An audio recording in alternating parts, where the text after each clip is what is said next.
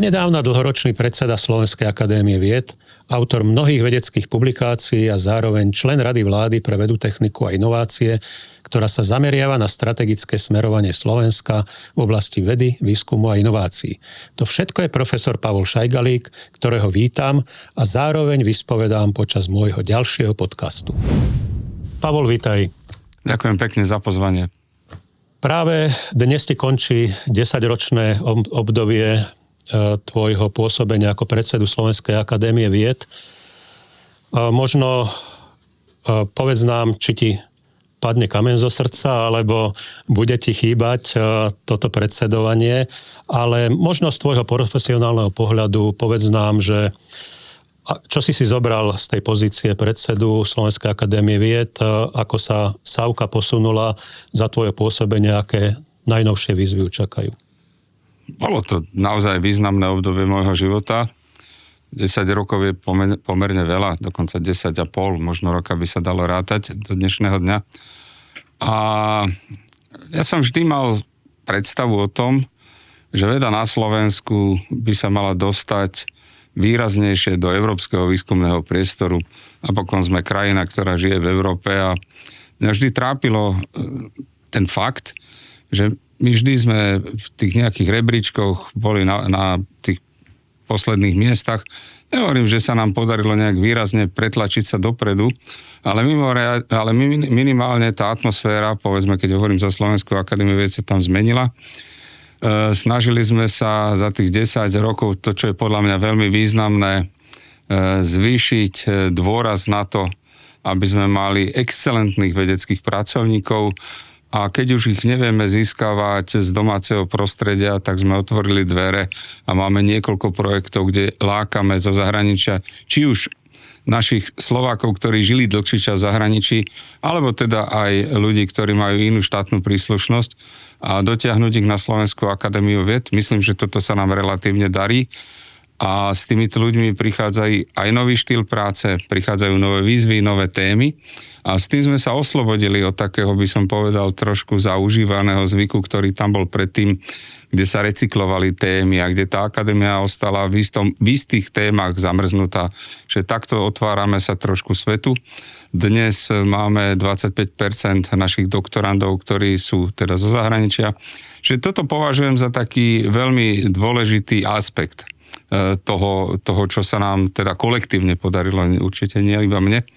A druhá dôležitá vec je, ktorú naozaj si veľmi vážim, je, že od roku 2015 v podstate sme sa dohodli s tedajšími predstaviteľmi ministerstva financií a rozpočet Slovenskej akadémie vied teda do tohto roku sa vyvíjal podľa akejsi schémy. Tá schéma má svoje rácio, má svoje opodstatnenie a to sa mi páči, pretože tie roky predtým akadémia dosť dlho bojovala o svoju ekonomickú existenciu. Častokrát bol aj problém, či vysoké školy alebo akadémia, či toho nie je trošku veľa. A v neposlednej rade, a teraz sa vrátim práve s nejakou, jak to mám nazvať, vďakou, vyjadrení, práve sme na pôde ministerstva pre fond obnovy a inovácie, dúfam, že sa nepletiem. A tie výkonnostné zmluvy, to je pre mňa akože prvýkrát z slovenskej politickej scény štát investuje. Lebo doteraz sme boli hodnotení za to, čo sme urobili v minulosti, urobil sa rebríček, to ste urobili, neurobili, dostali sme nejaké peniaze, ale teraz štát s výkonnostnými zmluvami od nás chce nejaký zmysluplný prísľub výsledkov a na to, aby sme ho mohli plniť, dostávame dopredu peniaze, čo je teda pre mňa jednoznačná investícia. Toto je nesmierny prielom v myslení, čiže za to ďakujem.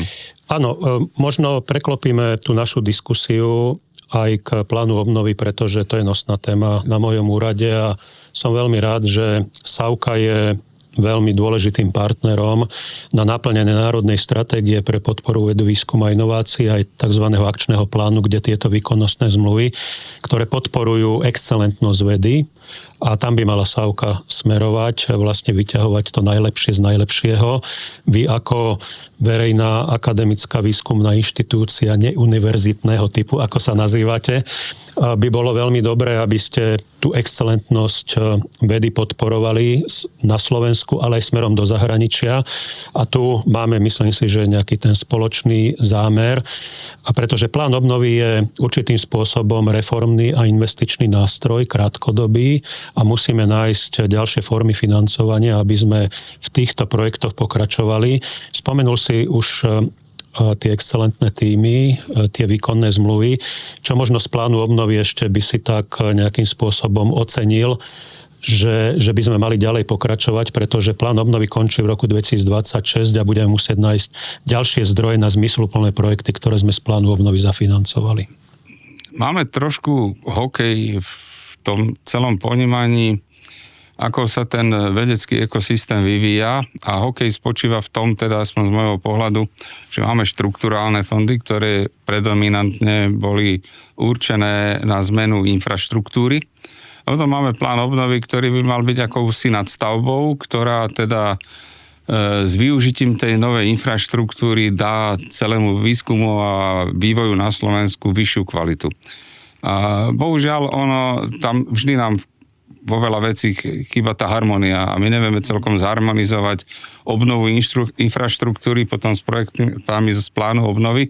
A toto je taký trošku problém, ktorý drhne z nášho pohľadu. Ja rozumiem tomu, ako je to štruktúrálne urobené a ako tá Európska komisia k tomu pristupuje, ale z nášho pohľadu by bolo pre nás oveľa jednoduchšie, keby tie zdroje boli otvorené obidva, aby sme si vedeli doplňať v pravý čas tie veci, ktoré nám chýbajú, lebo naozaj častokrát sa pohybujeme na takej hojdačke, že raz sme v tejto polohe, že máme dostatok prístrojov, ale nemáme dostatok peňazí na ich prevádzku a nemáme dostatok peňazí na ľudí, ktorých budú obsluhovať, a potom sa dostaneme do tej druhej polohy, kde teda zrazu tie peniaze na tých ľudí máme, ale už tá infraštruktúra je zastaralá. Čiže tá prvá vec je, ktorá by takáto harmonizácia určite veľmi pomohla.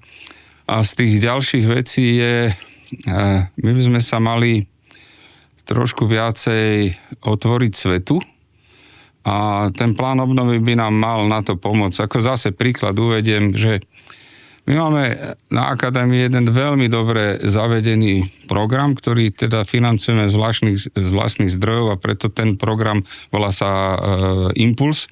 Je to program, ktorý vlastne láka ľudí zo zahraničia, a opakujem, či už sú to Slováci, ktorí tam žijú viac ako 3 roky, alebo sú to zahraniční postdoci, ktorí majú nejakú predstavu o novom prelomovom výskume, tak sa môžu o tento projekt uchádzať a oni dostanú na rok relatívne veľa peňazí, 150 000 eur, na to, aby si vybudovali svoj tím, zariadili proste celé to nové smerovanie toho výskumu, ktoré bolo odobrené medzinárodným panelom expertov.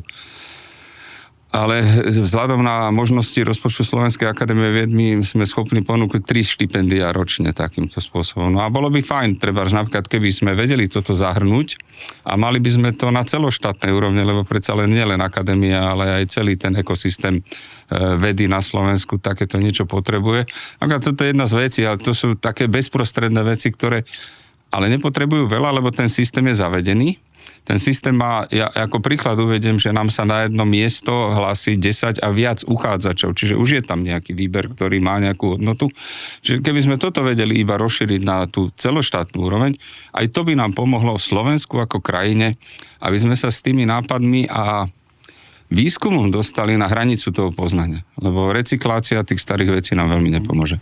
Určite toto bude veľká výzva predovšetkým v perspektíve budúceho roka, a som veľmi rád, že si členom Rady vlády pre výskum, vedu a inovácie, pretože tam sa práve budeme musieť rozprávať o tom, ako zjednocovať finančné zdroje, či už zo strany štátu, akadémie, európskych zdrojov, ale aj súkromného sektora, pretože účasť súkromného sektora je nezastupiteľná. SAUKA má ambíciu priťahovať súkromné investície do vašich excelentných projektov. Musí to byť samozrejme zaujímavé pre ten súkromný sektor.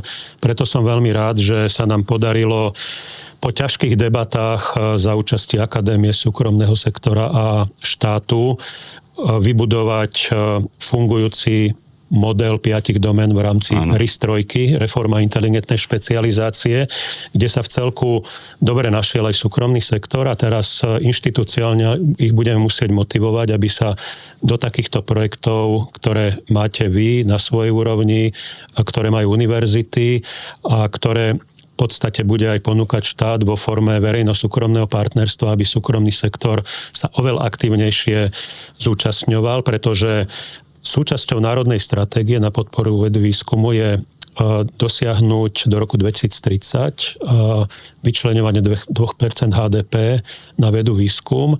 Z toho súkromný sektor by mal vyčleňovať 1,2%. Zatiaľ nie je ani na polovici tejto ambície, takže musíme nájsť všetky nástroje podporné, aby sme tento súkromný sektor do toho dostali. Takže pevne dúfam, že možno aj tieto niektoré projekty z plánu obnovy budú veľmi zaujímavé pre súkromný sektor.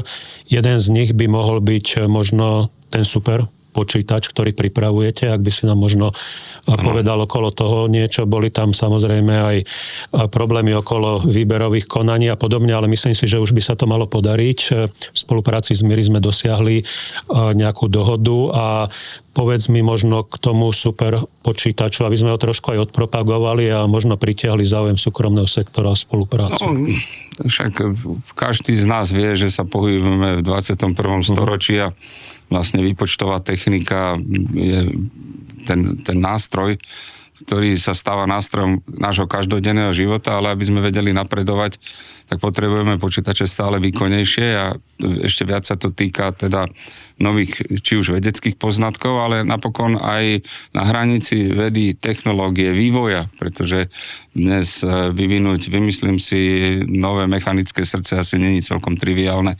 To som si vymyslel, tento príklad, áno. Čiže my sa musíme pohnúť týmto smerom a teda výkonný počítač je nevyhnutnou podmienkou na to, aby tá krajina buď má k nemu prístup, alebo ideálnejšie je, keď ho má vlastne na svojom území a vie si ho spravovať, aby tento výkonný počítač od prvého momentu, ako bude osedený a sprevádzkovaný, aby mal k nemu prístup každý. A teraz tam je naozaj problém, že my ešte stále nemáme celkom zavedený neviem, či sa to tak dá nazvať, ale to súkromno-verejné partnerstvo. Pretože ešte stále existuje istá predstava v našej podnikateľskej sfére alebo v súkromnom sektore, že však to je štátne, tak automaticky, keďže my platíme dane, by sme mali mať k tomu teda prístup, ktorý by mohol byť aj bezplatný. No ale takto to jednoducho nefunguje. A ten počítač možno bude dobrý príklad toho, kde by sme mali vytvárať akademicko-súkromné projekty. A možno práve tam by sa mohol vzniknúť zárodok takej technologickej agentúre, po ktorej ja neviem, možno skoro celých tých 10 rokov volám, lebo my potrebujeme naozaj vytvoriť platformu, kde sa na jednom mieste stretne súkromný záujem s tou vedomosťou, ktorá vyplýva z akademického sektora. A ono to tak nefunguje, že teda ten akademický sektor je ako samoobsluha a tí ľudia zo súkromného sektora budú chodiť a pozerať si, že toto by sa mi hodilo.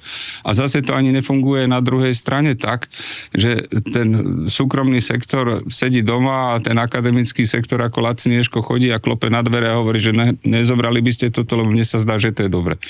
Že pokiaľ nevytvoríme platformu, a platforma by mohla byť, povedzme, na báze toho super počítača, že tam by sa podľa veľkosti firmy, jej obratu, potenciálneho prospechu z celého projektu dalo vyčleniť, že tá firma bude platiť skoro nič, pretože je malá a má malý obrad a treba ju podporiť, alebo je to velikánska firma, ktorá by mohla prispieť na to a z tohto by sme vedeli napočítať presne tie 2% HDP na výskum a vývoj, pretože inak to nedostaneme. Inak, pokiaľ to bude stále tak, že tieto dve entity budú žiť ďaleko od seba, budú na seba pozerať a jedni budú hovoriť, že tí nerobia pre nás dosť toho, tí pre nás nerobia dosť, tak sa nikdy nedohodneme. A rýchlo ešte poviem jednu vetu. My sme urobili prvý krok a na Slovenskej akadémie vied zase vďaka Fondu obnovy vznikol projekt, voláme to, že otvorené laboratória. Čiže prvýkrát ponúkame cez túto schému laboratória, ktoré sú prísne dedikované v rámci Slovenskej akadémie, ktoré sú prístupné pre súkromný sektor. A to je podľa mňa už ten prvý krôčik k tomu, aby sme si začali trošku viacej rozumieť, ale pre mňa akože tá platforma takej technologickej agentúry, ktorá by financovala obidva sektory a kde tá účasť toho akademického by bola povinná a primárne tí nositelia tých projektov by mal byť ten súkromný sektor, a v rôznej miere, podľa mňa to je to, čo potrebujeme. Plne súhlasím, aj budem ťa v tomto vehementne politicky podporovať, pretože aj mojou ambíciou je spojiť často tieto dve paralelné politiky, ktoré prebiehajú, jedna na úrovni verejného sektora, druhá na verejni súkromného, aby sme spojili tie sily a myslím, tým pojitkom je tá RIS 3, ktorá identifikuje presne tie priority a tú pridanú hodnotu, ktorú slovenská spoločnosť a slovenská ekonomika ponúkajú a do toho by sme mali smerovať tie hlavné naše ambície na podporu konkurencieschopnosti slovenskej ekonomiky a to sa dá jedine cez podporu rôznych tých výskumných a vývojových projektov. Samozrejme význam základného výskumu je daný a ten treba taktiež podporovať, ale aby sme zasiahli do konkurencieschopnosti ekonomiky a pridanej hodnoty našich pracovných miest bez podpory výskumníkov, experimentálneho vývoja, priemyselného výskumu to nepôjde a musíme to robiť spoločnými silami. Presne o tom absolútne s tým súhlasím. Ja budem mať zajtra nejaké vystúpenie, na ktoré som sa pripravoval, akože inovačný potenciál Slovenskej republiky, alebo plus minus, také niečo. A vieš, existuje Innovation Scoreboard, čiže taký inovačný faktor. A keď si pozrieš okolité krajiny, tak Rakúsko má inovačný faktor 130% priemer Európskej únie je 100%, Rakúsko má 130%. A teda dobre, poďme k nám a my máme 70%. A teraz zase, keď to začneš vlastne nejakým spôsobom korelovať, samozrejme tie korelácie nie sú nikdy presné, ale nejakú indikáciu ti dajú. Tak napríklad Rakúšania vydávajú 3,2% HDP na výskum a vývoj. No a my tých 0,7, či koľko je to, možno necelých 0,8 v tomto momente. Čiže tam naozaj existujú isté nejaké priame súvislosti, ale na druhej strane, znova zase, keď sa vrátim k tej mojej otrepanej pesničke, keď si pozrieš, tak tí Rakúšania tú technologickú agentúru majú. A to isté platí pre Českú republiku. Oni vydávajú 2% HDP ročne na výskum a vývoj a ten inovačný scoreboard majú 100%. Oni sú na priemere Európskej únie. Čiže proste niečo s tým treba urobiť a treba sa niekde pohnúť a my nemôžeme ostať zamrznutí v tom, že podporujeme to, čo nám od 90. rokov funguje. My potrebujeme aj otvoriť dvere pre niečo nové, inovatívne, čo ešte dnes nevieme pomenovať, lebo my chceme stále niečo pomenovať. Dáme peniaze do toho, čo vieme, že je. No, automobilový priemysel je fajn a veľmi dlho nás držala, možno nás ešte chvíľu bude držať, ale v tejto momentálnej situácii no neviem, kde tie auta budeme predávať, keď ich budeme toľko vyrábať, ako ich vyrábame. To je podstatné. Čiže tam musíme niečo aj otvoriť pre tie nové témy. Určite a myslím si, že predovšetkým tá zelená digitálna transformácia prináša nové výzvy a musí to byť tá kombinácia tej klasiky, ako sa povie, ktorý vlastne ten sektor, ktorý tvorí tie pracovné miesta. Opäť tých zamestnancov musíme pripraviť na nové výzvy, pretože aj v tom automobilovom priemysle sa výrazne robotizuje, automatizuje, takže to už nie sú klasickí robotníci, ale to sú operátori robotov a tak ďalej.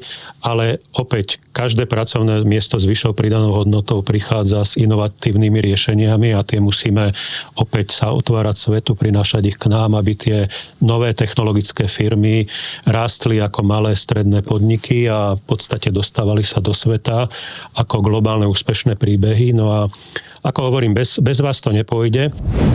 Na záver by som chcel ešte jednu takú zaujímavú otázku, pretože Slovenská akadémia vied popri tom teda, že robí špičkovú vedu a chce vytvoriť aj veľmi atraktívne priestory na priťahovanie tých najlepších vedcov a mňa veľmi zaujal projekt revitalizácie kampusu Slovenskej akadémie vied pod názvom Science City. Podarilo sa nám nájsť aj nejaké finančné zdroje z úradu podpredsedu vlády a ideme spoločne revitalizovať tie exteriéry. Takže možno keby si nám vedel porozprávať možno o svojej vízii. Videl som architektonické štúdie, vyzerá to veľmi pekne, takže Patrónka ako časť Bratislavy, ak sa tento projekt podarí zrealizovať, bude veľmi atraktívnym priestorom, takže povedz nám k tomu niečo. Ďakujem veľmi. Začnem tým ďakovaním. Teda ďakujem aj za otázku, ale chcem začať tým ďakovaním, že naozaj veľmi som rád, že sme našli pochopenie na tvojom ministerstve a že ste k tomu pristúpili tak, ako ste pristúpili a teda uvoľnili nejaké zdroje na ten začiatok. Pretože tá myšlienka teda je tam dlhodobá. Jednak je to vzácny priestor. Je to priestor, ktorý je nedaleko železnej studničky. Je to proste zóna, ktorá kedysi dávno bola akási oddychová zóna. Vznikol tam v tých 50. rokoch kampus Slovenskej akadémie vied, ktorý má dokonca aj svoje architektonické hodnoty, niektoré z tých budov. A jednoducho veda sa mení v tom zmysle, že vedeckí pracovníci musia vychádzať alebo vychádzajú zo svojich laboratórií, aby sa ukázali verejnosti, pretože v konečnom dôsledku z veľkej väčšiny žijú z daní, ktoré tá verejnosť teda platí do pokladnice štátu. A toto bol jeden z cieľov, že my potrebujeme tú vedu otvoriť takým spôsobom, lebo istý čas v tom socializme, ja si to dobre pamätám, aj na začiatku, teda po revolučných časoch, tak ten areál bol uzavretý, dokonca tam behali psi, aby tam nikto nechodil, lebo v tých časoch sa ešte kradli počítače. Ale dnes sme už prekonali, dostali sme sa ďalej a vlastne tá myšlienka vznikla, že potrebujeme urobiť ten campus, neviem to slovenské slovo, ale user-friendly, aby tá verejnosť, keď pôjde z tej železnej studničky, aby sa mohla zastaviť, mal by to byť teda poprvé nejaký naučný chodník, po druhé by naozaj tí ľudia mali, ktorí tam prídu zvonku, možnosť tam stretnúť tých vedeckých pracovníkov, ktorí tam budú v príjemnom prostredí vonku pod stromom sedieť a mohli sa s nimi rozprávať.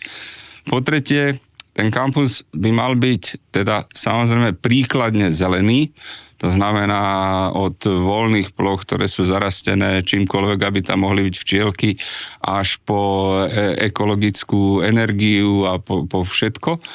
Čiže snažili sme sa teda týmto spôsobom k tomu pristúpiť.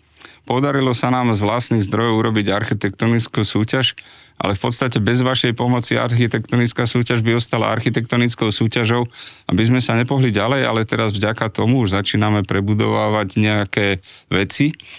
A to, čo je na tom kampuse podstatné, že sa tam principiálne zmení doprava, lebo v tomto momente autá chodia vlastne stredom kampusu a majú prístup ku každej budove a tento návrh hovorí o tom, že tá doprava automobilová bude úplne z toho stredu vylúčená, bude sa dostať k budovám jednotlivým iba po obvode a naozaj sa z toho stane taká vedecká záhrada a to mi strašne imponuje tá myšlienka a dúfam, že sa nám to podarí. Pavol, ja ti ďakujem za tvoj rozhovor. Lúčim sa s mojím dnešným hosťom, profesorom Pavlom Šajgalíkom, predsedom Slovenskej akadémie vied, ktorý pôsobil na tomto mieste 10 rokov a teším sa na ďalšiu spoluprácu aj v rámci Rady vlády pre podporu vedu a inovácie. Pavol, ďakujem ti za účasť. Ja veľmi pekne, pán podpredseda, ďakujem za pozvanie do tohto podcastu. Veľmi som si to užil a v konečnom dôsledku musím poďakovať aj za tvoju trvalú podporu Slovenskej akadémie vied, čo som si veľmi vážil.